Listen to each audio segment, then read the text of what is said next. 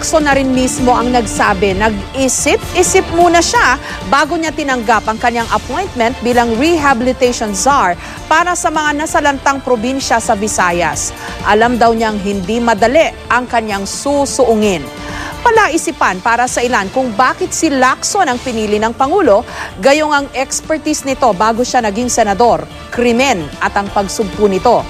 Hindi raw ba dapat inhinyero ang inappoint dahil katakot-takot na construction ang kailangan para makabangon ang Visayas? Sa kabilang banda, kilalang may kamay na bakal si Lacson at ang paniniwala ng ilan, yun ang dapat pairalin.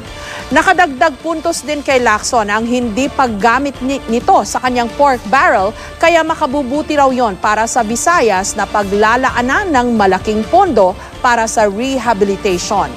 Kaso ngayon pa lang, nilinaw ng hindi raw si Lacson ang hahawak ng bilyon-bilyong pisong rehabilitation fund kung hindi magsisilbing parang coordinator lang ng iba't ibang mga departamento ng gobyerno na magsasagawa ng mga proyekto.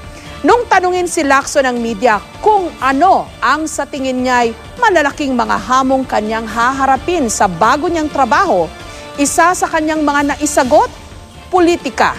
Interesanteng makita kung paano ito mapanghahawakan o maisasantabi o ano pa man ni Lacson para mabilis at maayos na makabangon ang mga probinsyang pinadapa ng kalamidad.